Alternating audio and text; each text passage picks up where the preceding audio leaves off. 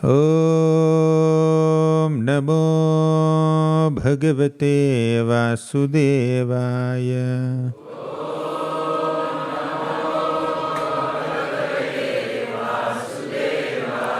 Om Namo Bhagavate Vasudevaya.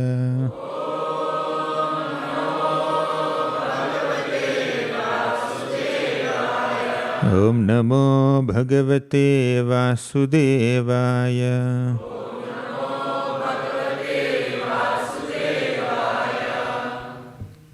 Reading from Shrimad Bhagavatam, Canto 3, Chapter number 2, Text number 23. Aho bakiyam stanakalakutam jighamsaya payayadapya sadhvi lebhe gatim dhatruchitam tatonyam kam vadayalum sharanam vrajema. Aho bakiyam stanakalakutam jighamsaya payayadapya sadhvi lebhe gatim dhatruchitam tatonyam kam vadayalum sharanam vrajema. Aho bakiyam stanakalakutam jighamsaya payayadapya sadhvi lebhe gatim dhatruchitam tatonyam kam vadayalum sharanam vrajema.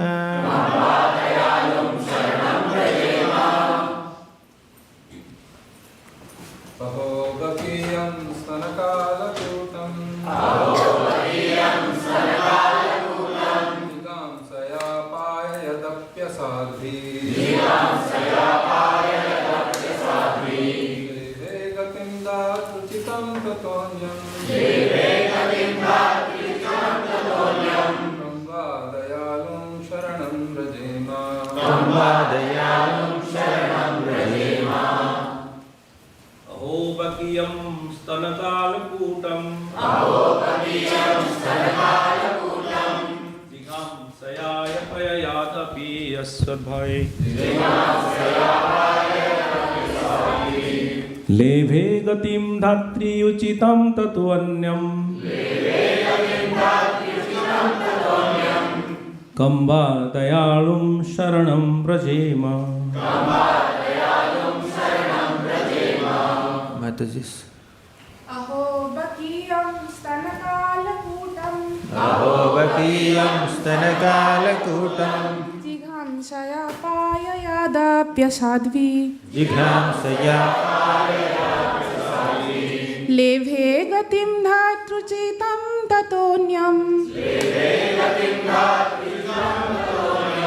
kam va dayalum sharanam vrajema.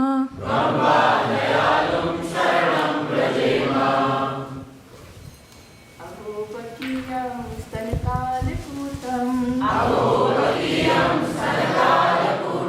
jighamsaya payayadapya sadhvi lebhe gatim dhatri uchitam tatonyam kam va dayalum sharanam vrajema. Aho, alas, Baki, the she-demon Putana, Yam, who, Stana, of her breast, Kala, deadly, Kutam, poison, Jighamsaya, out of envy, Apayayat, nourished, Api, although, Asadhvi, unfaithful, Lebhe, achieved, Gatim, destination, Dhatri Uchitam, just suitable for the nurse, Tataha, beyond whom?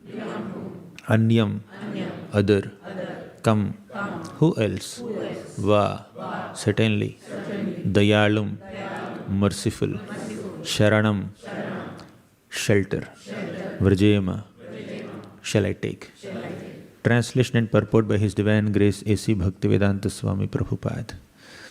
Alas, how shall I take shelter of one more merciful than He who granted the position of mother to a she-demon Putana, although she was unfaithful and she prepared deadly poison to be sucked from her breast. Purport. Here is an example of the extreme mercy of the Lord, even to His enemy. It is said that a nobleman accepts the good qualities of a person of doubtful character, just as one accepts nectar from a stalk of poison. In his babyhood, he was administered deadly poison by Putana, a she-demon who tried to kill the wonderful baby. And because she was a demon, it was impossible for her to know that the Supreme Lord, even though playing the part of a baby, was no one less than the same Supreme Personality of Godhead. His value as the Supreme Lord did not diminish upon his becoming a baby to please his devotee Yashoda. The Lord may assume the form of a baby or a shape other than that of a human being, but it doesn't make the slightest difference. He is always the same Supreme, a living creature.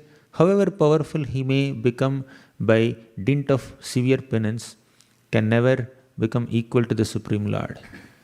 Lord Krishna accepted the motherhood of Putana because she pretended to be an affectionate mother, allowing Krishna to suck her breast. The Lord accepts the least qualification of the living entity and awards him the highest reward. This is the standard of his character. Therefore, who but the Lord can be the ultimate shelter? Om Ajnanatimirandhasya Gnananjana Shalakaya Chakshuran Militam Yena Tasmai Shri Gurave Namaha Shri Chaitanya Manobhishtam Sthapitam Yena Bhutale Swayam Rupaha Kadamahiyam Dadati Swapadantikam Vandeham Shri Guroh Shri Yutapadakamalam Shri Gurun Vaishnavamsya Shri Rupam Sagrajatam Sahagana Raghunatham Tam Sajivam Sadvaitam Savadhutam Parijana Sahitam Krishna Chaitanya Devam Shri Radha Krishna Padam Sahagana Lalita Shri Vishakhanvitamsya He Krishna Karuna Sindho Deenabandho Jagatpate Gopesha Gopika Kanta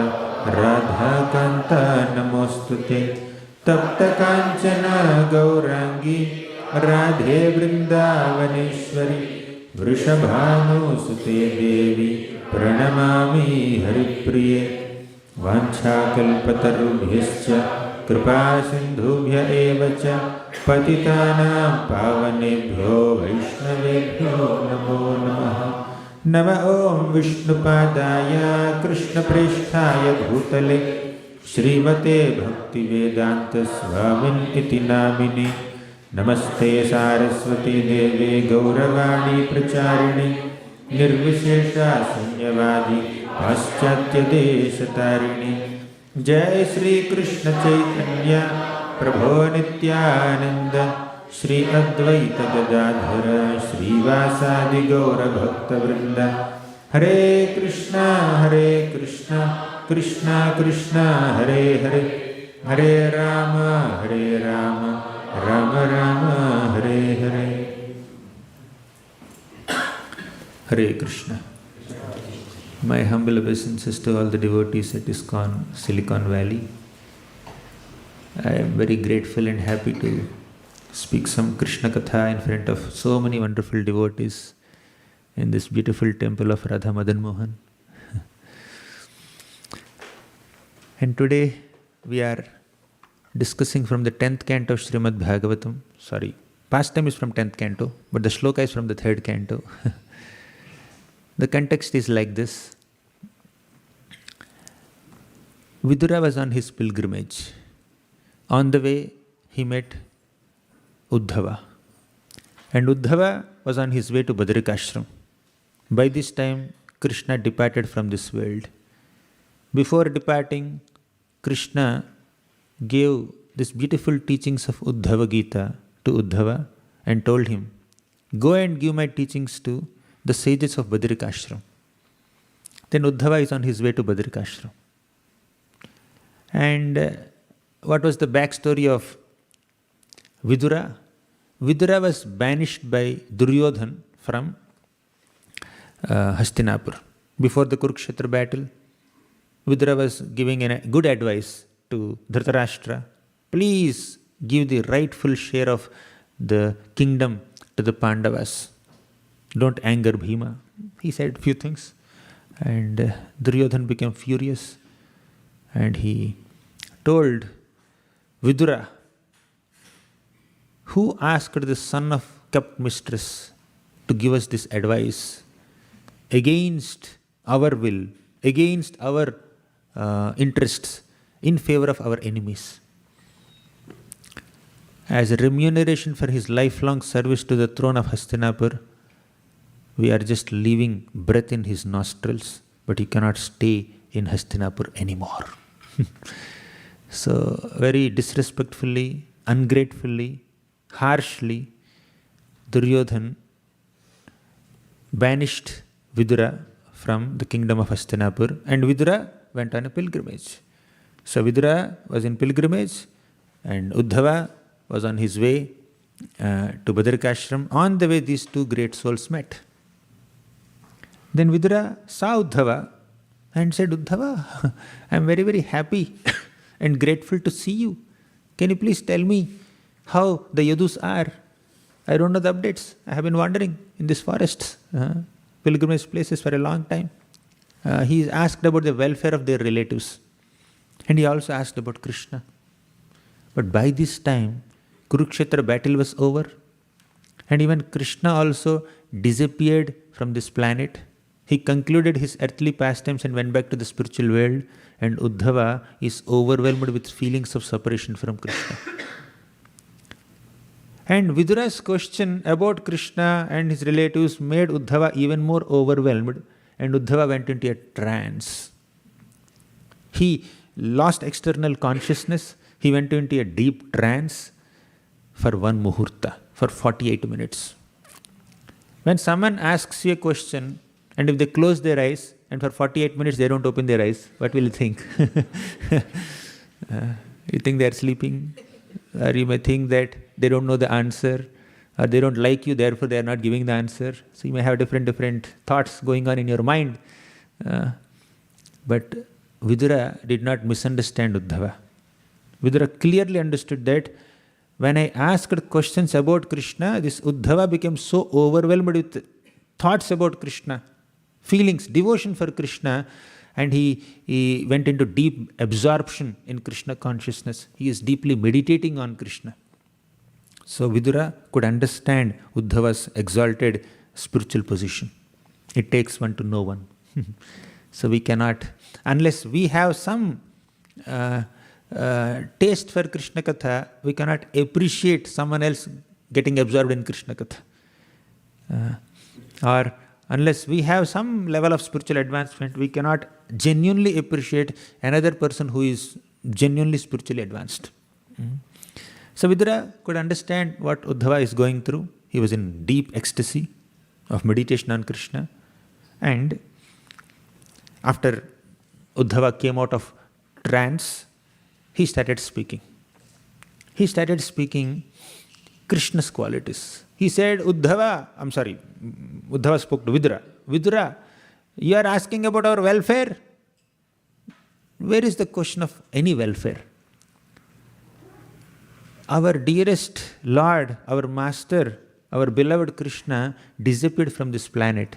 In the absence of Krishna, where is the possibility of any welfare? In separation from Krishna, devotees feel that every moment, every passing moment is like 10 million yugas. Yasya kshana viyogena loko hyapriyadarshanaha uktena rahito hyesha mritakaha procyate yatha. Say it. Yasya kshana viyogena loko hyapriyadarshanaha uktena rahito hyesha mritakaha procyate yatha. Yasya kshana viyogena, even one moment of separation from Krishna, loko hi apriyadarshanaha will make a devotee perceive that all the lokas, all the planets are devoid of life, they are unfavorable. Ukthena rahito hyesha mritakaha procyate yatha. In separation from Krishna, devotees perceive this entire world is like a dead body devoid of life. This is the condition of a devotee in separation from Krishna. Uddhava is experiencing this. Uddhava spoke to Krishna, kshanardhena api tolaye. Even half a moment of separation from Krishna is like excruciatingly painful for me. And in separation from Krishna, Uddhava is supposed to execute a great mission of Krishna. He's on his way to Badrikashram. So Uddhava was overwhelmed with feelings of separation. Even Mother Earth also was overwhelmed with feelings of separation. Kavasa heta viraham purushottamasya premavaloka ruchirasmita valgu jalpaihi sthiryam samanamaharan madhumaninam romotsavo mamayadanghrivitankitaya. Kavasa heta viraham purushottamasya. Who can tolerate the pangs of separation from Purushottama Krishna? Premavaloka, by his loving glances. Ruchirasmita, by his pleasing smiles. Valgujalpaihi, by his heartful conversations. Sthiryam samanamaharan madhumaninam. He completely subdues the passionate wrath of his sweethearts like Satyabhama. Romotsavo mamayadanghrivitankitaya. When Krishna is traversing on my surface, all my hairs are standing on end. This is what Mother Earth is saying to Dharma, the bull, in the first canto. So just as Arjuna was feeling intense separation from Krishna after his disappearance, just as Mother Earth is feeling intense separation from Krishna after his disappearance, even Uddhava is also feeling intense separation from Krishna after his disappearance. And Vidura asked some questions about Krishna, not being aware of Krishna's departure. So that made Uddhava even more overwhelmed. Then Uddhava randomly remembered several glories of Krishna in the third canto, and he also systematically remembers and sequentially recollects all the wonderful pastimes Krishna performed from his birth till his disappearance. That's the context of this text that we just read. So while glorifying Krishna and recollecting Krishna's pastimes in this way, Uddhava, one of the closest associates of Krishna, dearest friends of Krishna, he says, he meditates on Krishna's mercy by speaking this shloka. He says, Aho bakiyam stanakalakutam jighamsayapaya yadapya sadhvi lebhe gatim dhatruchitam tatonyam kam vadayalum sharanam rajema. Aho bakiyam, that Baki, that sister of Bakasur, that demoness, that witch, Putana, she came with a malicious intention to kill Krishna. Not only Krishna, all the little babies who were born in the last 10 days. Who would harm an infant baby? Who would try to kill an infant baby?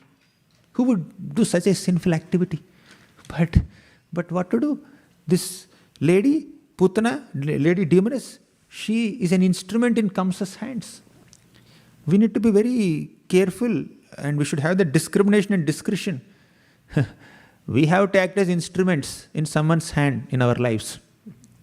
We should choose the master properly. Nimitta matram bhavasavya sachin. Either we are instruments in the hands of Krishna, or in the hands of Krishna's representatives, the acharyas, or instruments in the hands of Maya or some materialistic people. Right? Rupa Goswami and Sanatana Goswami, they went to Lord Chaitanya Mahaprabhu in Ramakeli and said, O Lord, we have been instrumental in doing so many things. While acting as instruments in the hands of Nawab Hussain Shah. Niche jati, niche sangi, kare niche kaj. Means we had materialistic association. We were involved in materialistic activities. We were serving materialistic people. We are most fallen. There is no one who is more fallen than us. And this Rupa Goswami and Sanatana Goswami were telling Lord Chaitanya Mahaprabhu, you are Patita Pavan. You are the friend of the distressed. You are the deliverer of the most fallen. And if at all you want to make your name truly meaningful, you will not find a better candidate than us for deliverance. You show your mercy upon us. The more fallen a person is, the more is he qualified for your mercy. We are the most qualified. Because we are the most fallen. So, because we have acted as instruments in the hands of materialistic people. And Mahaprabhu said, please give up your humility. Dainya chhad tomar dainya phate moraman. You please give up your humility because your humility is breaking my heart. Mahaprabhu's heart is broken. If Mahaprabhu's heart is broke open, what comes out of it? Krishna prema comes out of it. Right? Because what's there in Mahaprabhu's heart? Krishna prema, especially in the mode of Srimati Radharani. And if that pot of Mahaprabhu's heart is broken, prema comes out. And what breaks that heart of Mahaprabhu? Our humility. What extracts that Krishna prema from Mahaprabhu's heart? Our humility. If we are humble in our approach towards Krishna, then Mahaprabhu is very, very happy to bestow Krishna prema upon us. Anyways, coming back, this Rupa Goswami and Sanatana Goswami were acting as instruments in the hands of materialistic people. And here, Putana was acting as an instrument in the hands of Kamsa. And engaged in what kind of activity? Killing infant babies, small babies. And but Uddhava says that Jighamsaya payadapya sadhvi. Jighamsaya, with a malicious intention, apayayad. She tried to feed milk from her own body, that too, poisonous milk to baby Krishna. But Krishna is very merciful. Lebhe gatim dhatrichitam tatonyam kamvadayalum sharanam rajema. She attained the position of a motherly nurse in the spiritual world for this malicious activity. Generally, Krishna is described as bhavagrahi janardana. He accepts our bhava, he accepts our intention. But Krishna ignored the intention of Putana and accepted the action of Putana, accepted the attire of Putana. Why? Krishna is so desperate to give his mercy. He is more eager to show mercy upon us than we are eager to receive that mercy. Right? So Putana, although her intentions are impure, malicious, still Krishna saw her attire. Oh, her attire is very good. Prabhupada writes in the purport, right? In today's purport we read, her attire resembled a mother. As soon as Putana entered Krishna's room, for a moment, for the fraction of a second, Krishna thought, oh, Rohini Mata came. My dear mother Rohini came. He kind of perceived like that. Just like Aghasura. Aghasura came with a malicious intention to destroy entire cowhead community. While many demons came and primarily attacked Krishna, but Aghasura came to swallow all the Gopa boys, friends of Krishna, and all the calves of Krishna. When calves die, their mothers, cows also will die. When the Gopa boys die, their parents, elderly Gopas and Gopis also will die, and Krishna will die. So, entire cowherd community is annihilated. To that degree, Aghasura planned to destroy Krishna, to destroy cowherd community. But still, Krishna entered into Aghasura's mouth and liberated him, and later Aghasura went into Krishna. First, Krishna went into Aghasura, later Aghasura went into Krishna. Basically, Krishna liberated him. In Vrindavana, Krishna is more merciful. Coming back to, and why did Krishna show that mercy upon Aghasura? Because for a moment, Aghasura took pleasure seeing the Gopa boys playing happily in Vrindavan. And for a moment, Aghasura, although he is He is sin personified. For a moment, he was impressed with this Gopa boys playing, and for a moment, these Gopa boys found that Aghasura is a nice cave for their play, and Gopa boys took great pleasure in entering the mouth of Aghasura. Because Aghasura happened to give little pleasure, little happiness to Krishna's dear devotees, the Gopas, Krishna gave Aghasura liberation. Krishna gave Aghasura mukti. See, directly or indirectly, consciously or unconsciously, knowingly or unknowingly, in a big way or in a small way, if we happen to do some seva to a devotee, if we happen to give some pleasure to a Vaishnava, Krishna gives us so much of mercy. That's what he did in Aghasura's case. You see? Therefore, in our spiritual life, we should focus on sincerely serving Vaishnavas. Some Vaishnava will be pleased with our service. We may not know that Vaishnava is pleased with my seva. I may not know, or they may not know that I have done that service that gave them pleasure. They may not know I have done this service. I may not know they are pleased with my service, but I get blessings. Paramatma network will do the needful.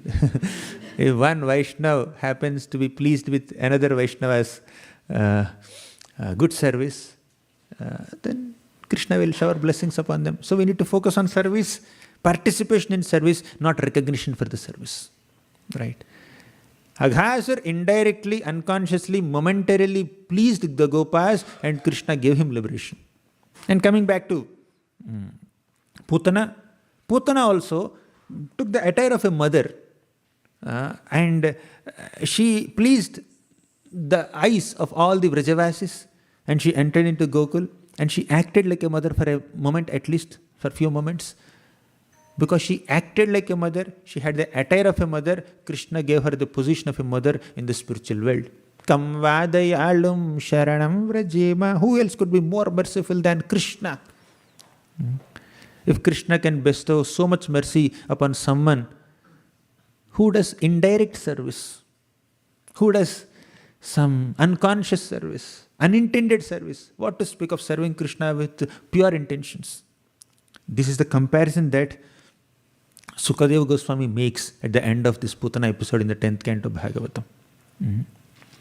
He says, Putana loka balaghni rakshasi rudhirashana jighamsayapi haraye stanam sadatvapa sadgatim. Putana loka balaghni. This Putana is accustomed to suck the blood of infant babies. Putana loka balaghni rakshasi. She is a rakshasi. Rudhirashana. Rudhirashana means she is very eager to drink blood, suck blood from the bodies of little infant babies.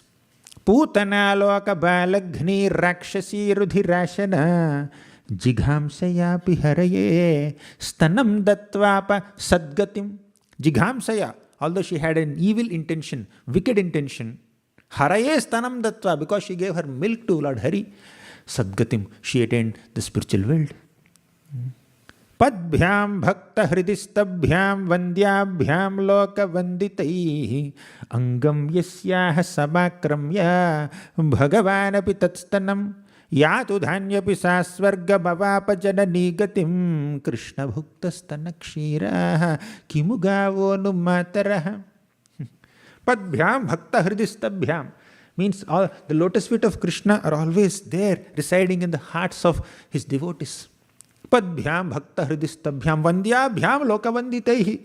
Even great masters of this material world, even great rulers of different planets of this world, who are accustomed to receive obeisances and worship from so many of their followers, they come and bow down in front of Krishna's lotus feet. Right? And even to get darshan of that Krishna's lotus feet, even within our mind for a moment, is such a rare achievement. Dhyanavasthita tadgatena manasa pashyanti yam yogino yasyantam na vidursura suraganaha devaya tasmai namaha. So Prabhupada explains this, that dhyanavasthita tadgatena manasa pashyanti yam yogino. Great yogis get a glimpse of Krishna's lotus feet within their hearts after years and years long meditation. But Putana's fortune, She did not get a glimpse of Krishna's lotus feet within her heart. She did not even get touch of Krishna's lotus feet with her hands or with her body. She got embrace of Krishna. Krishna is embracing her. Angam yasyaha samakramya bhagavanapi tatstanam. Angam yasyaha samakramya means Krishna is tightly holding on to her body, although she says, leave me child, don't drink my milk anymore, just get away from me, but still Krishna is not leaving. If Krishna embraces you, will you say, leave me Krishna, don't embrace me? Will you say that? But Putana is saying that. Putana has intentions are malicious, and when Krishna is embracing Putana, Putana says, don't embrace me anymore. Angam yasyaha samakramya bhagavanapi tatstanam yatu dhanyapi sasvarga mavapa janani gatim. Although she is a yatu dhani, she attains Svarga, heaven. Avapa janani gatim. This Svarga is not material heaven, by the way. Sometimes even Goloka Vrindavan in the spiritual world or many spiritual planets are also referred to as Svarga. Yatu dhanyapi sasvarga mavapa janani gatim. She got janani gati. She got the destination of being a mother, motherly nurse of Krishna. Krishna bhuktas tanakshiraha kimugavo nu mataraha. If this is the benediction that Krishna can bestow upon someone, just for giving poisonous milk, acting like a mother for a few moments, what to speak of all the gopis and all the cows of Vrindavan who lovingly fed their milk to Krishna with so much of affection. They fed their nectarian milk, the milk in the bodies of all these gopis, Vatsalya gopis of Vrindavan, that's transformation of their pure motherly love for Krishna. And that's why that milk is unlimited. When Krishna was drinking that milk of Mother Yashoda, how much a small little boy, 1 or 2 year old boy can drink? How much milk can he drink? But Krishna is drinking milk of Mother Yashoda for a long, long, long time. What is the logic behind this?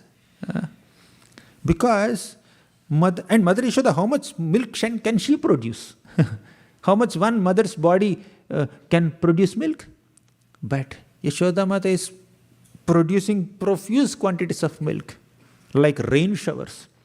And Krishna is profusely accepting all that milk like a chataka bird.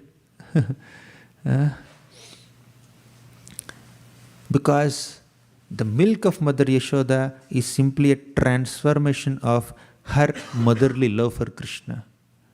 And Krishna's hunger is simply his reciprocation with that motherly love of Yashoda. There is no limit to Mother Yashoda's love for Krishna, and there is no limit to Krishna's eagerness to nourish himself with that love. Krishna's eagerness to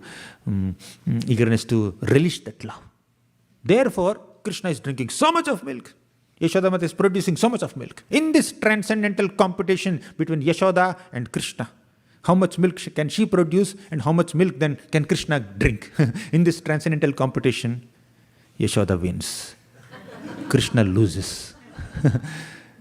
Why? While drinking milk of Mother Yashoda, sometimes Krishna cannot gulp it all. So much is coming. So some droplets of milk will fall from his cheeks. On his bluish cheeks, this whitish milk come from his reddish lips and then just form droplets on his cheeks, which are like pearls, small pearls on his cheeks, with nice blue background. So why? Because he could not drink everything, so something is coming out. Mahaprasad milk is coming out. So that is the extent to which all these gopis loved Krishna, and our Sukadeva Goswami is appreciating the position of the gopis in comparison to Mother Yashoda. You may say, if Putana got the position of a mother in the spiritual world, what to speak of other gopis who offered their milk to Krishna during Brahma Vimohana Leela, and even otherwise also all the cows are offering milk. So you can just imagine the extent of mercy that they get. Kamva dayalum sharanam vrajema. Who else could be more merciful than Krishna? Krishna is the most merciful. Although the intention is impure, because the attire is pure, and because the actions are apparently pure, Krishna gave so much mercy on Putana. In the case of Gajendra, Gajendra started offering prayers to the Lord. He did not say Ram, Krishna, Narasimha, Vamana, Parshuram, Krishna, Mukunda, Govinda. He did not speak any of these names. He only simply said, there must be somebody who has the potency, who has the greatness, who has the ability to protect me. All these elephants, my friends, my wives and my children and my friends and my entourage, they are crying for me. But these people did not have the ability to come inside the water and rescue me from this crocodile. They are only shedding tears. They had the intention to protect me, but they have no ability to protect me. They had the compassion to protect me, but they didn't have the capacity to protect me. So, I can't get anything from them. And there may be some devatas watching this whole show. They had the capacity to protect Gajendra, but they have no compassion. They had the ability, but no intention. Only Krishna has both. So Gajendra is not aware of all this. Gajendra is only thinking that with my own abilities, I could not protect myself. There must be somebody in the entire universe, entire creation, who has the ability to protect me, whoever that may be, to whomsoever it may concern. I am offering this prayer. I am offering this prayer. Let him come and protect me. So with that mood, remembering some little prayer that he has learned in his past life, Gajendra offered prayers. Madrik prapanna pashupasha vimokshadaya muktaya bhuri karunaya namolayaya swamshena sarvatanu brahmanasi pratita pratyagdrisha bhagavate brihate namaste. Madrik prapanna pashupasha vimokshanaya. Oh Lord, I am a pashu. I am in pasha. I am an animal in this bondage of crocodile's jaws. Muktaya bhuri karunaya namolayaya. Oh Krishna, you please protect me. You please rescue me. You please liberate me from this bondage, because you have three qualities. You are ever liberated. You are never bound. Because you are never bound, you can relieve us from bondage. And you are extremely compassionate. Bhuri karunaya. Namo alayaya. You are constantly aware of the difficulties of your devotees. You are aware. You have the intention to protect us. You have the awareness, cognizance to protect us. And you are also compassionate to protect us. And you have the ability to protect us. Please protect me, protect me. So Krishna is muktaya. He is never bound. He can release us from all kinds of bondages. But of course, there is one bondage that binds Krishna also. Chinatsi ghoram yamapasha bandham bhinatsi bhimam bhava pasha bandham chinatsi sarvasya samasta bandham naivatmano bhakta kritam tu bandham. Chaurashtakam, Bilvamangal Thakur. He says, Chinatsi ghoram yamapasha bandham. Krishna, he can clearly destroy the bandhan, can cut the knot of Yamapasha. Yamaraj comes and puts his Yamapasha, or Yamadutas can come and put their Yamapasha and capture the conditioned soul. Krishna, you can cut that bondage of Yamaraj also. We need not go to hell. When you take shelter of Krishna, we need not go to hell. Chinatsi ghoram yamapasha bandham. Second, bhinatsi bhimam bhava pasha bandham. Chinatsi ghoram. Yamapasha bandham is ghoram, very fierce.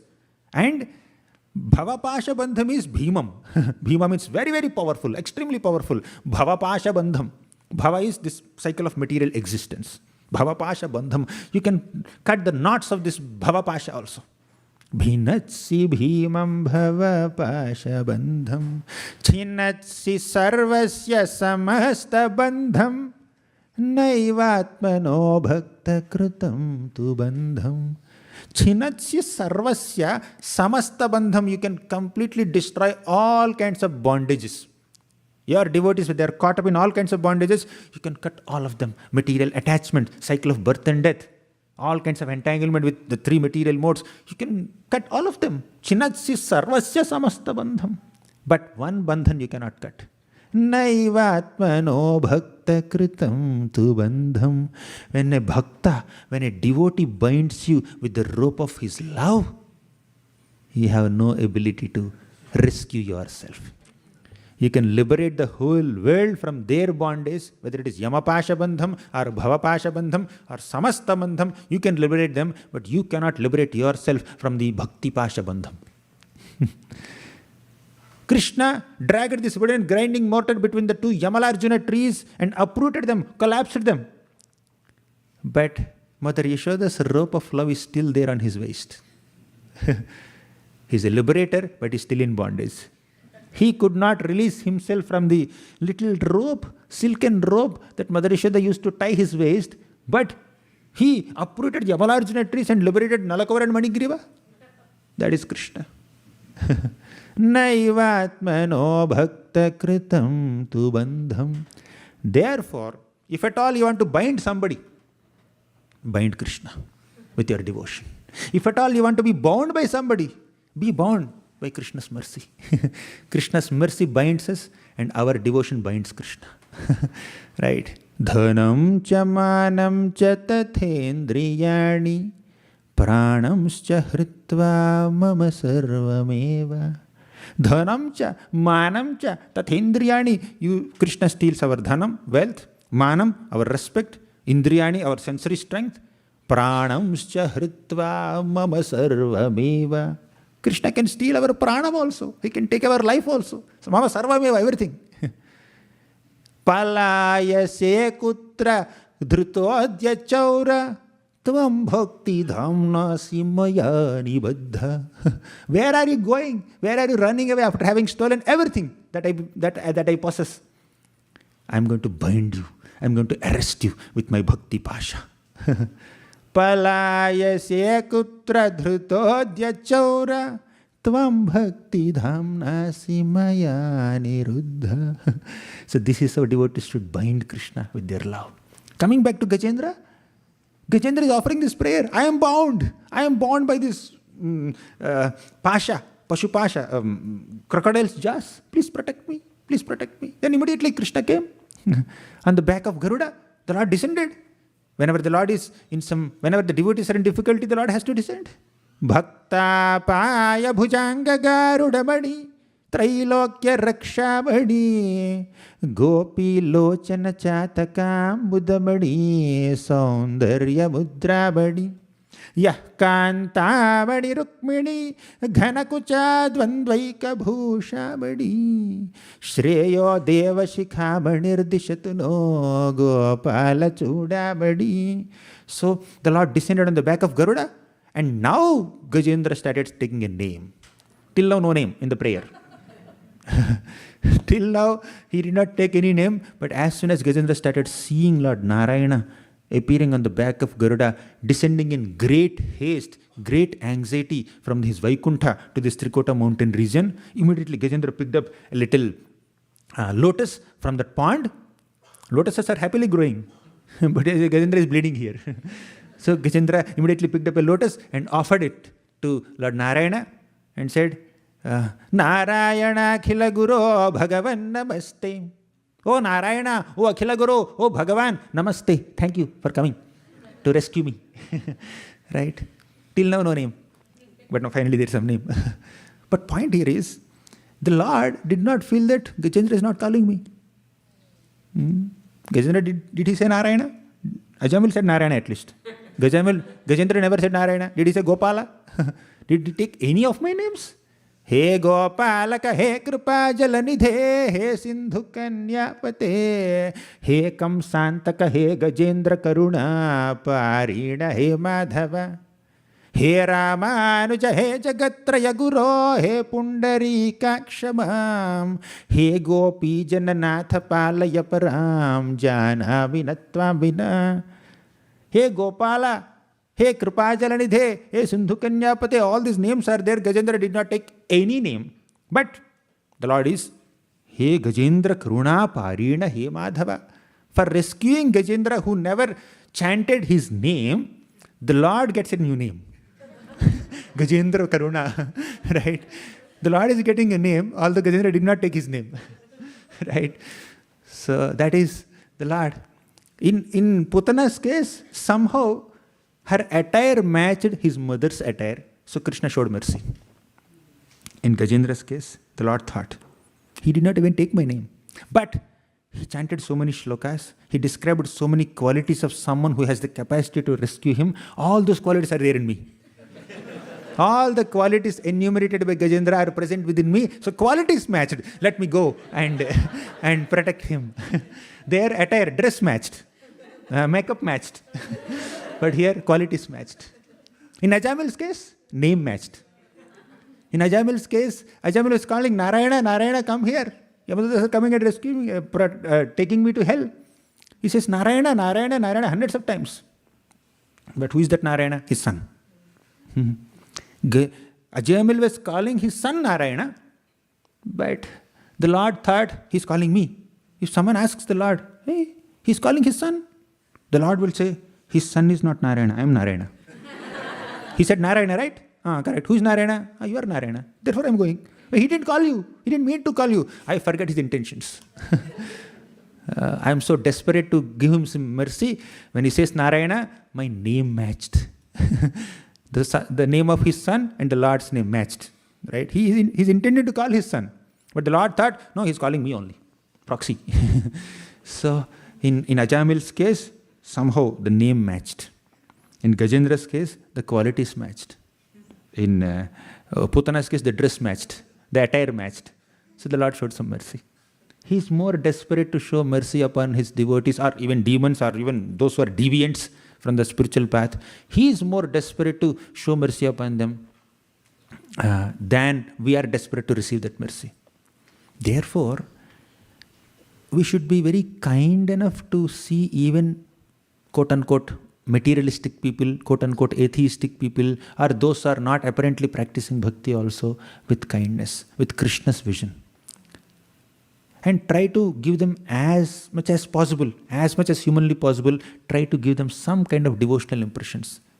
If they somehow manage to accommodate some positive impression about a Vaishnava, about a devotee, that little feeling that they have for a few moments can be the reason for Krishna showering mercy upon them profusely.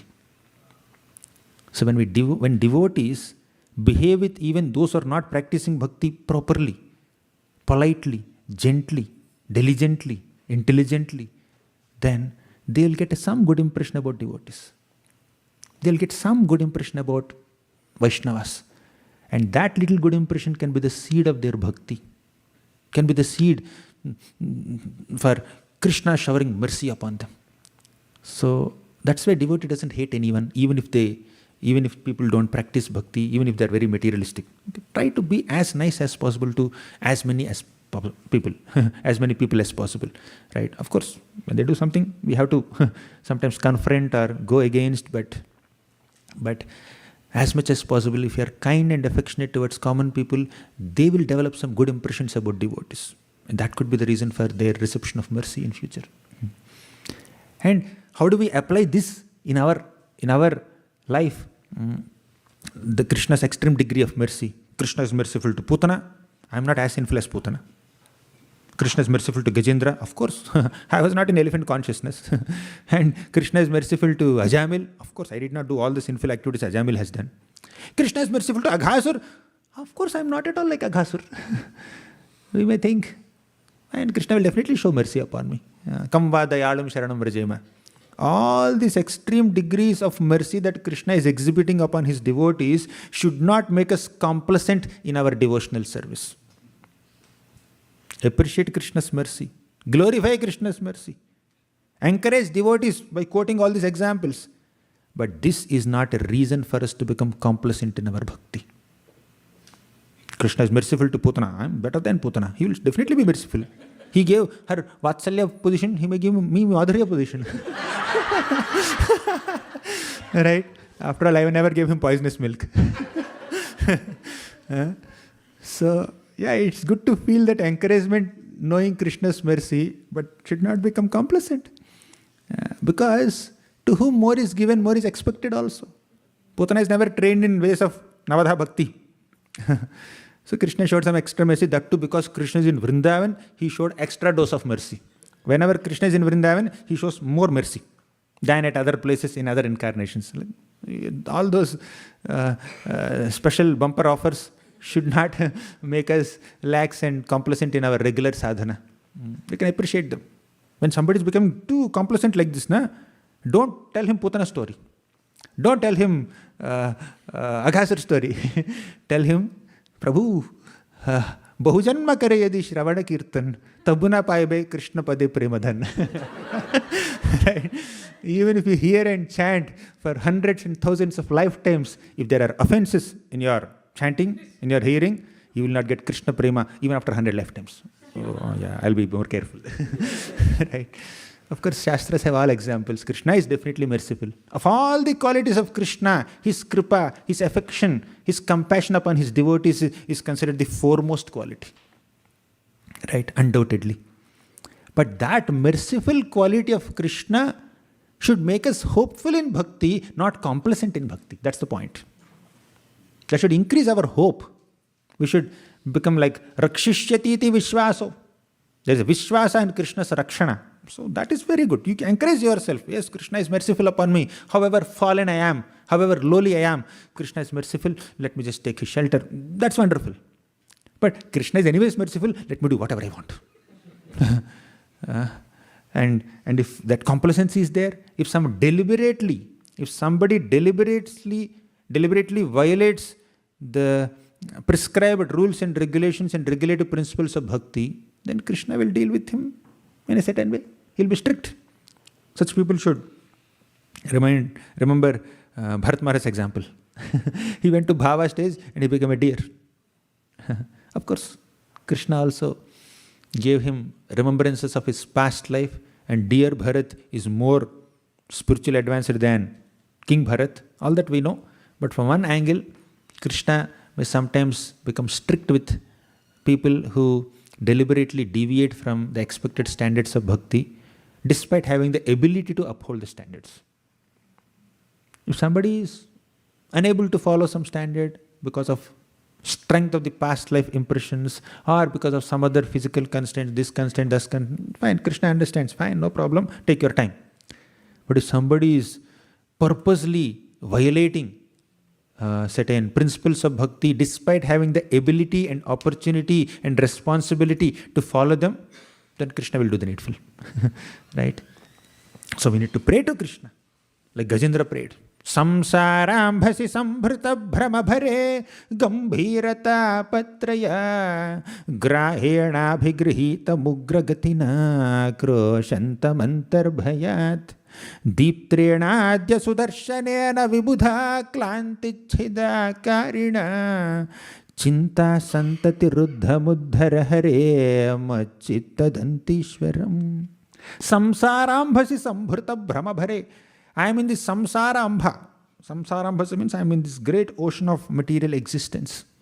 Sambhrita bhramabhare, this ocean of material existence is filled with bhrama, filled with so many illusions, allurements, attractions, distractions, temptations, tribulations. Samsarambhasi sambhrita bhramabhare gambhirata patraya. These tapatrayas, threefold material miseries, are very gambhira, very grave. Grahena bhigrahita mugragatina kroshantamantarbhayat. Already I am in the ocean, being tossed by the waves of the ocean. On top of it, a crocodile in the ocean caught my leg. How painful it is. Already you are struggling with the waves of the ocean. On top of it, this crocodile came and caught the leg. We are like that. Now, in this desperate condition, I am praying to you. Deeptrenadya sudarshanena vibudha klantichhida karina. Today, oh Krishna, please release your effulgent Sudarshan chakra that has the track record of protecting even great devatas also from their fears. Chinta santati ruddha muddhara hare machitta dantishwaram. Oh Krishna, I am always in chinta. I am always in anxiety.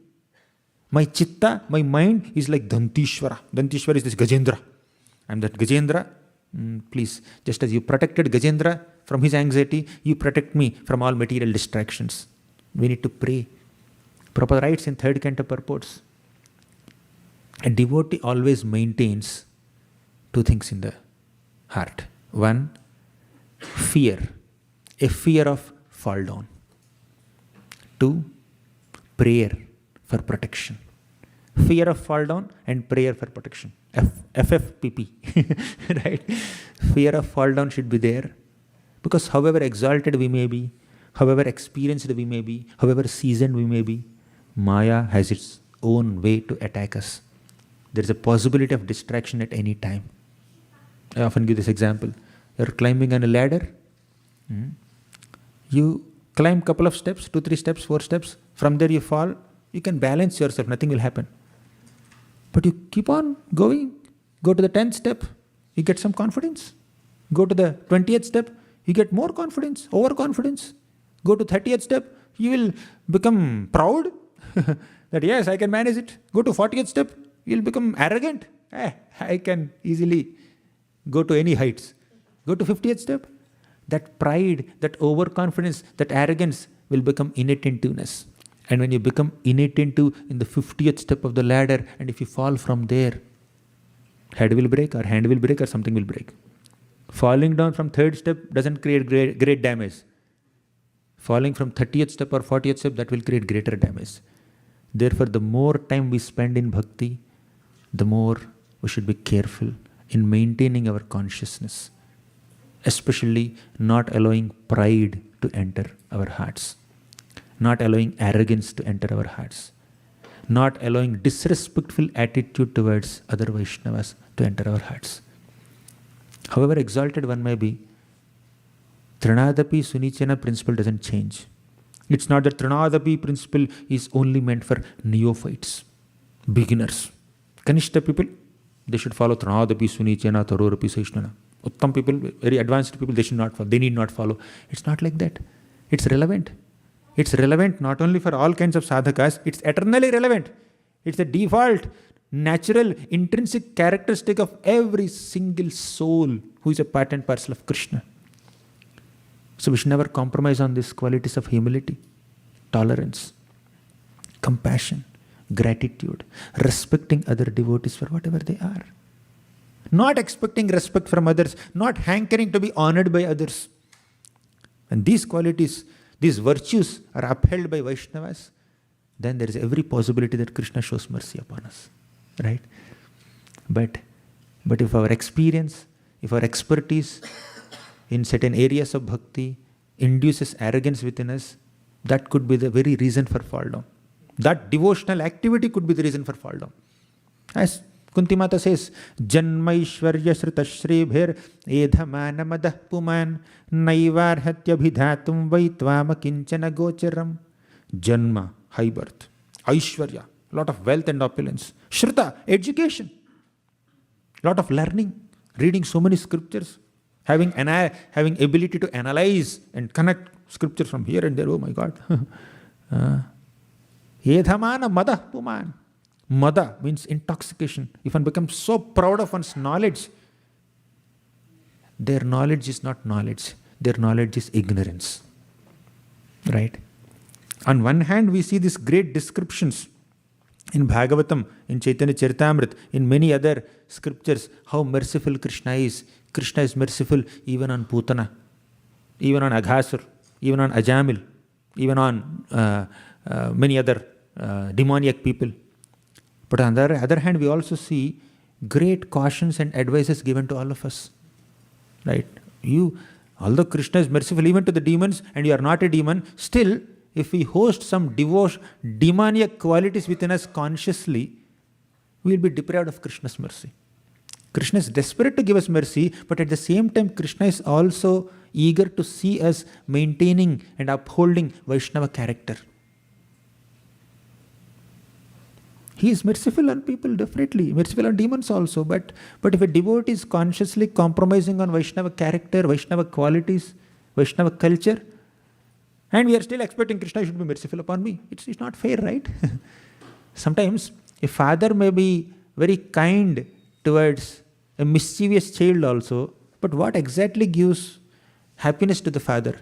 When the child gives up that mischief and becomes well behaved, well mannered. So we should not, as sadhakas, we should not expect Krishna to show mercy upon us only. We should expect ourselves to act according to his expectations. We should try to align our thoughts and moods to Krishna's mercy, Krishna's expectations, Krishna's teachings. So that's what is required. Discussing all these merciful stories is very good. That's very hope-giving. But we should also take a caution note that, yes, let us also be very very cautious in our bhakti. You know that Pratishtanpur Brahmana, who was meditating on the Lord, he was worshipping the Lord, offering all kinds of paraphernalia to the Lord in his imagination. But the Lord had sent a Vaikuntha airplane to rescue him. That popular shloka also. Nathe naha purushottame trijagatam ekadhipe chetasa sevye svasya padasya dataripare narayane tishtati yam kanchit purushadhamam katipaya Grameshamal parthadam sevayai mrigayamahe naramaho modhavaraka vayam. So, even if somebody renders services to Krishna within the mind also, in imagination also, Krishna is kind enough to bestow his own spiritual planet upon such a person. That's what he did to Pratishtanpur Brahmana. But that does not mean we settle down to serving the Lord in the mind only. When we have an opportunity to physically serve the Lord, we should do it. Yes, this Pratishtanpur Brahmana being very poor, he served the Lord within the mind. And because Vasudeva was in jail, he donated cows and he celebrated Krishna's birthday within his mind. But Nanda Maharaj did not do that. Nanda Maharaj did not say, Vasudeva celebrated Krishna's birthday in the mind. He donated so many cows within his mind. Let me also do Nandotsa within my mind, within my imagination. He did not do it. He had an opportunity to celebrate Krishna's birthday with great grandeur. He did it. So, circumstantially, incidentally, unintentionally, we may make some mistakes. Krishna will forgive them. Circumstantially, unintentionally, or circumstantially, we may not be able to render some service to the Lord can tolerate it. But when Krishna has given us an opportunity to perform bhakti nicely, he has given us access to knowledge, we cannot behave ignorantly. He has given us access to an opportunity for service, we cannot ignore that service. That means we are taking this process of bhakti for granted. We are being complacent there. So deliberate complacency is not entertained. Circumstantial transgression of some policies and protocols and rules and regulations may be tolerated, but deliberate transgression of virtues and values and principles of bhakti, they are not entertained by Krishna. He says, I gave you opportunity, why can't you do it? Right? So we need to utilize our free will. We need to utilize our minute independence properly to engage it in Krishna's service. We need to make a conscious choice to serve Krishna. We cannot quote Putana's example and say, I am not as bad as Putana. Krishna will be definitely merciful upon me. You can say that to encourage a devotee who is very depressed, very demotivated. You say, I am so fallen. Yeah, correct. But Putana is more fallen than you. Don't worry. Practice bhakti. Encourage them. But don't use this example to encourage someone who is very complacent in bhakti.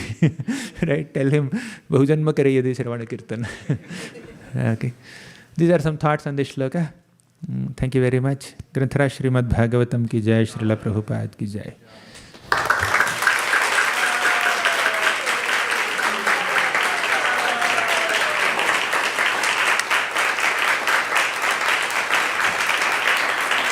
Questions?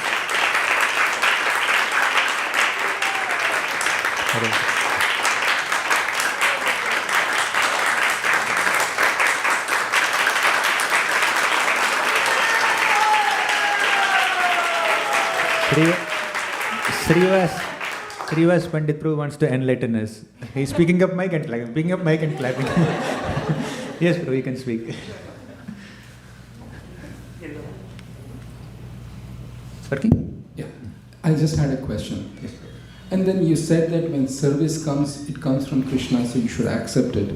So can you give a little bit of parameters? Because sometimes devotees get overwhelmed saying everything is coming from Krishna and I'm burnt. So if you can just enlighten a little bit. How can Krishna's services burn us? We'll become burnt out by too much of seva. Okay, let's speak in more, what to say, practical terms while dealing with our day-to-day spiritual life. Service is a great opportunity to connect with Krishna, and to get an opportunity to render service is a manifestation of Krishna's mercy. And while chanting Hare Krishna Mahamantra also, we are asking for more and more seva. Oh Radharani, oh Krishna, please engage me in your service. We are praying for it, undoubtedly. However, we should also balance our seva with other elements of bhakti. Say somebody does so much seva, but he compromises on his chanting, his hearing, Shravanam and Kirtanam. Will that really please Krishna? Will that really please Guru? We need to check. Yes, seva is there. Wonderful service is happening and nice productivity is being visible to the whole world. Because there is visibility, there is productivity, there is recognition, there is fame, there is appreciation, claps, Hari Hari Hari Hari Hari Bol, then we may keep beard bag aside. Just because we chanted 16 rounds nicely, nobody will say, this Prabhu chanted 16 rounds very attentively today. Chant Hari Bol, clap for 5 minutes continuously. It doesn't work like that. But this devotee has done this so much service, clap. So seva gives us recognition. Seva is like we are engaging our senses in Krishna's service, therefore seva gets a lot of appreciation and recognition. That's wonderful, glorious. But it's also our responsibility to balance our services with our sadhana. If I do only seva and get a lot of recognition and appreciation and show so many results, but if I compromise on our chanting, in my prayerful attitude, in my Sravanam, in my Kirtanam, in my Swadhyaya, in my studying and nourishing myself with Krishna's Nama, Rupa, Gunalila from the scriptures, then I am not fully pleasing Krishna. Secondly, if I do seva nicely, but if I compromise on sadachar, if I don't behave with devotees properly, if my etiquettes with other devotees are not proper, just because I am doing such great service, I can throw away people, I can chastise people, I can offend people, I can disrespect people, I can look down upon people, I can say, hey, you are not doing, you are good for nothing. If I say all this, or if I feel this, sometimes people may not say, but somewhere within the heart, there is a feeling, I am a better performer than him, I am a better devotee than him. There's some kind of feeling that may come in the heart of an immature sadhaka. But the fact is, Krishna is pleased, Lord Ramachandra is pleased with Hanumanji's magnificent service also, and with the little squirrel's tiny service also. Because both are doing services to the best of their ability in the right consciousness. So seva is great, wonderful, we appreciate, but that seva should not compromise on our sadhana, on our swadhyaya, on our sadachar. And one more point, Sangha also. Sometimes when I am alone doing this seva, constantly working on that seva, that's good. But we should also nourish ourselves with genuine Vaishnava relationships. Sangha is very important. Because without genuine Vaishnava friendships and Vaishnava relationships, we cannot survive in bhakti for a long time. Seva will help us, stay in bhakti for some time, but as age is progressing, we are entering 40s, 50s, maybe late 50s, early 60s, the body's ability to render service will just go down. Then, so far we have identified ourselves with that seva only.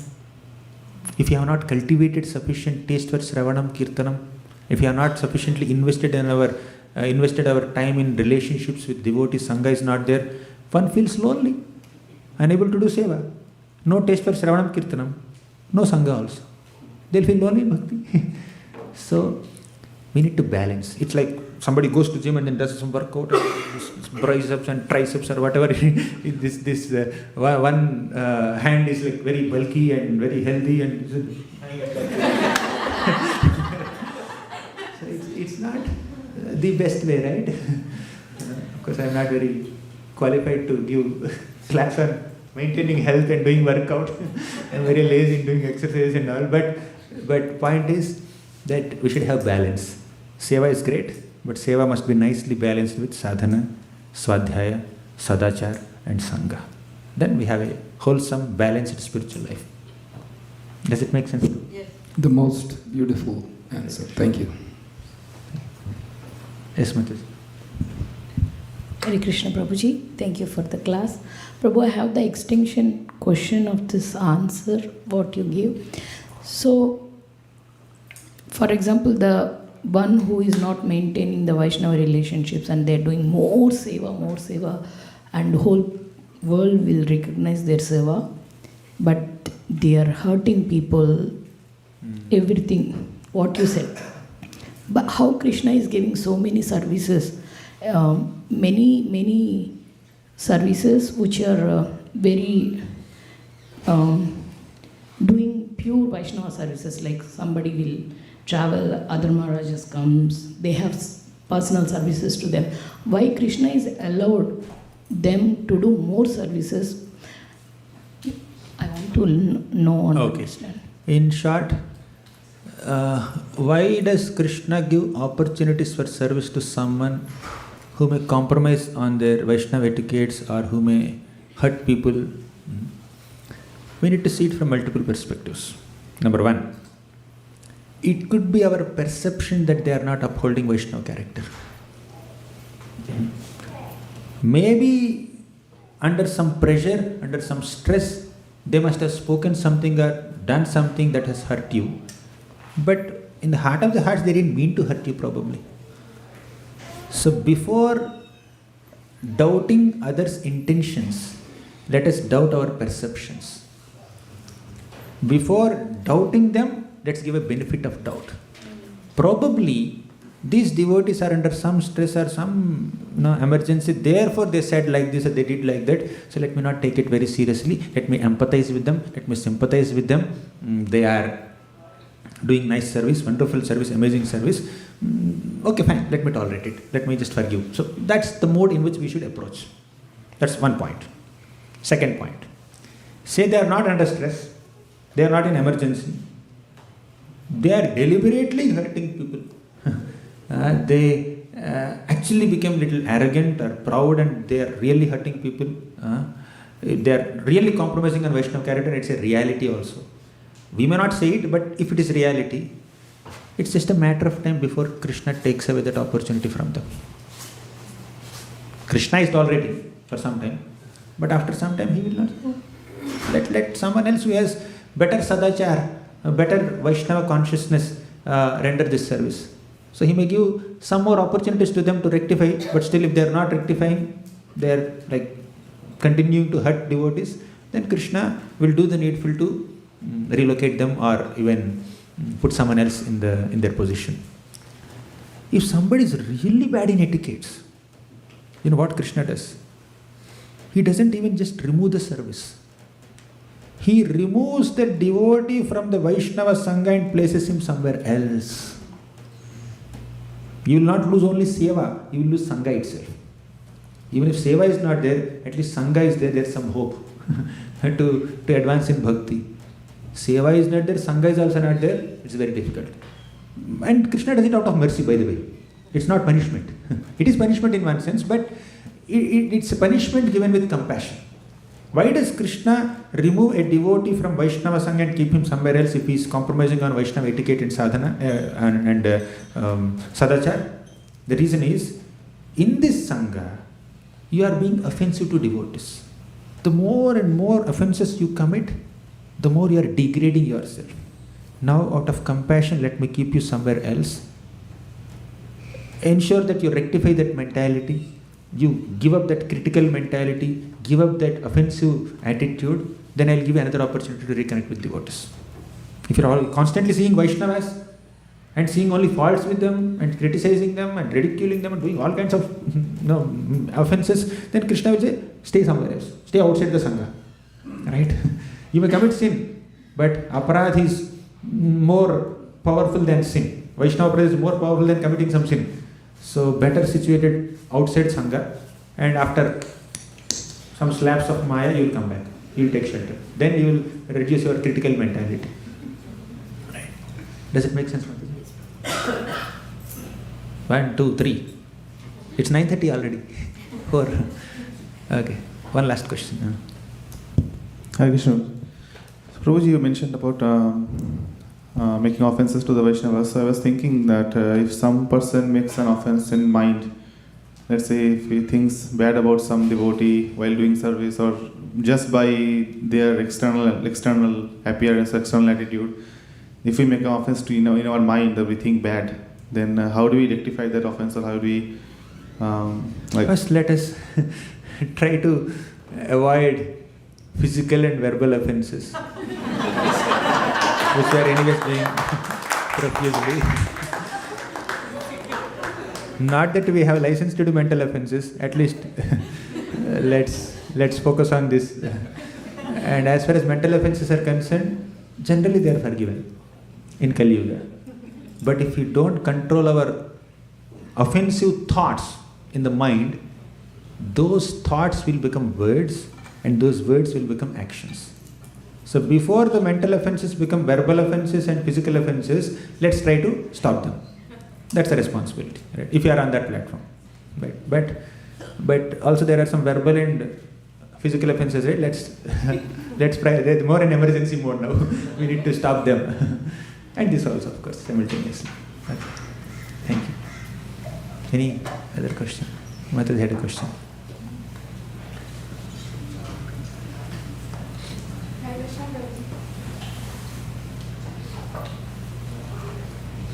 Hare Krishna Prabhu, please accept my humble obeisances. Thank you so much for the wonderful class, Prabhu. So Prabhuji, I have a little question that Pralambasur also came to Krishna as Krishna's Shakha or friend. So Pralambasur also got the position of Shakha in the spiritual world. So is this my question? If not, then... he was liberated. He entered Balaramji, because Balaramji killed him. Yeah. So he Prabhu, also got mercy. He also got mercy. So Prabhu, it's a Sajuja Mukti. Then the attire of Pralambasur was the same as Putana. Then why Pralambasur didn't got the opportunity to meet Krishna? One thing, I can't exactly recollect what kind of Mukti did he get, but he got Mukti. But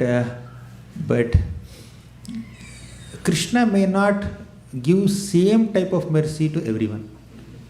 He has his own logic, which may be inconceivable to us, right?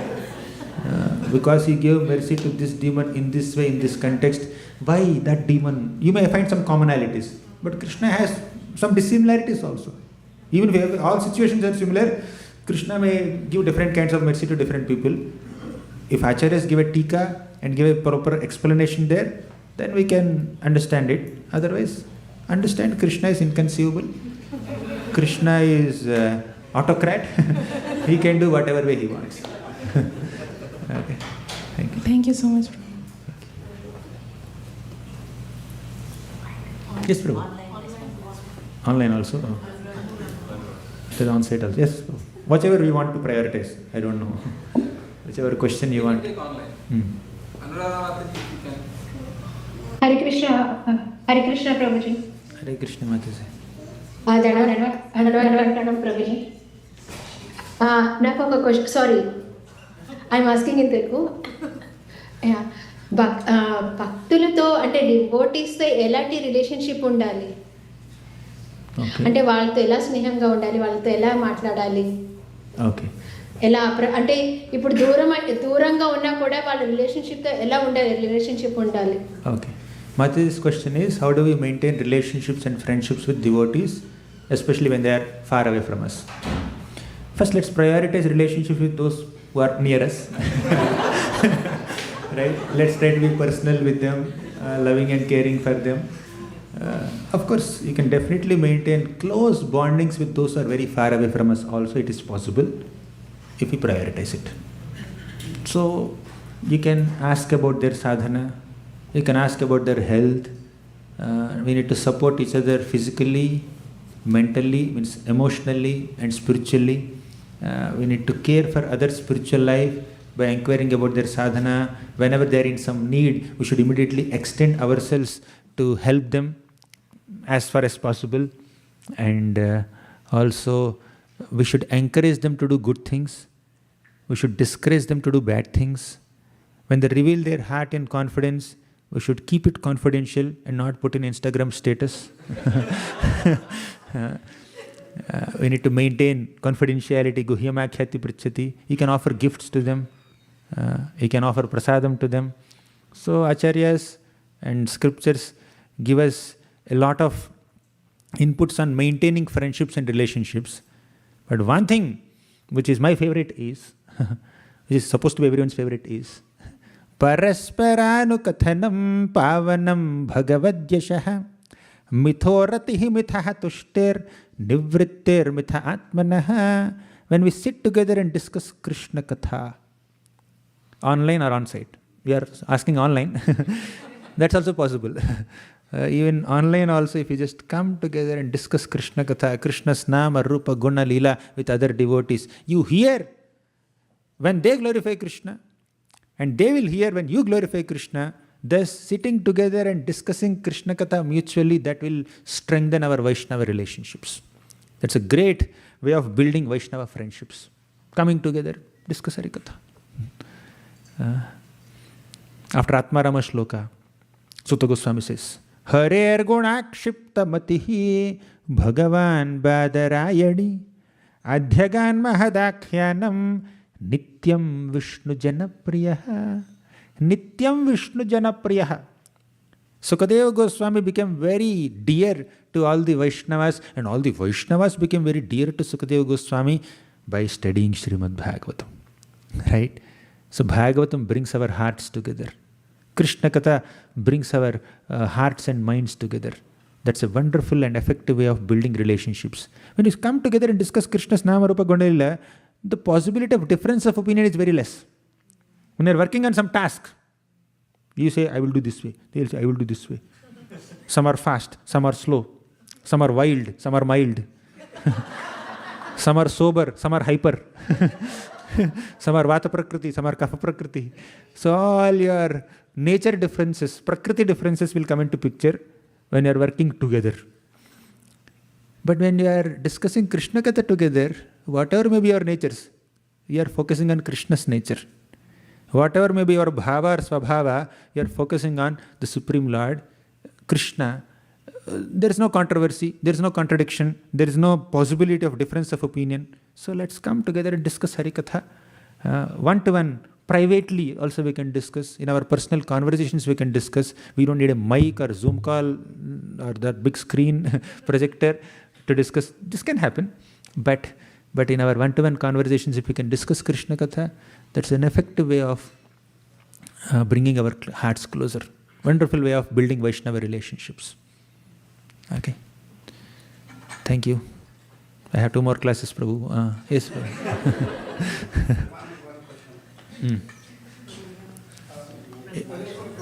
We have presentation also. Mataji says. Prabhu seems to be very desperate, Mataji.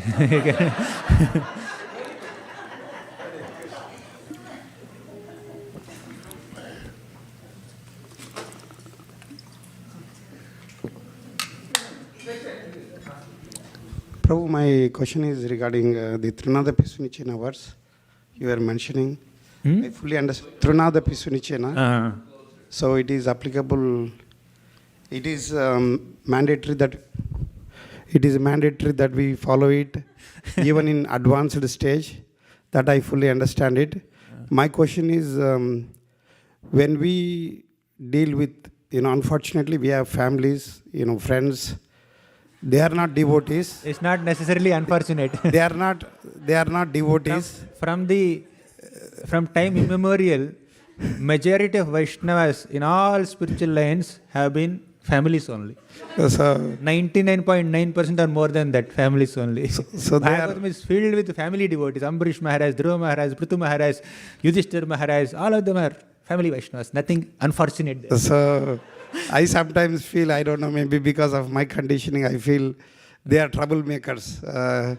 So my question is, especially those who are materialistic friends and materialistic relatives, they think that money is everything, they think that fame is everything, and they are sometimes rude and unfriendly and creating trouble unnecessarily and creating agitation in our minds, especially, I feel that, it's unnecessary agitation and unnecessary trouble.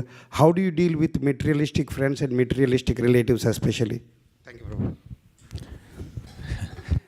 We need to do the needful while dealing with them without getting exploited by them, right? Because there's a relationship there, whether it is family relation, blood relation, or professional relation in the office, or academic relation in your colleges and universities. We have to deal with them. We can't avoid them. All these kids are going to colleges and their universities. They have their friends. All of them are not pure Vaishnavas. They are not initiated devotees. They are not chanting 16 rounds. They have different habits. But you need to deal with them for academics. And devotees are working in different offices. They have to deal with their colleagues. They are not sadhaka bhaktas. Sometimes family members are also like that. So respect them, care for them, do the needful, do your duty as a family member, but don't allow their materialistic thought process to affect your inspiration in bhakti. Protect your bhakti lata bija. If possible, give them your association and make them devotees. If that is not possible, at least protect yourself from being exploited by them or distracted by them to materialism. That much we need to take care, and we will be able to effectively do it to the degree we nourish ourselves with devotee association. At homes or colleges or schools or offices, when you don't have devotee association, we should deliberately, desperately look forward for opportunities to associate with devotees and charge our spiritual batteries so that we don't get drained so much when we go to materialistic association. Vaishnava Sangha will protect us from Avaishnava Sangha. Okay. Thank you very much. ग्रंथराज श्रीमद् भागवतम की जय, श्रील प्रभुपाद की जय.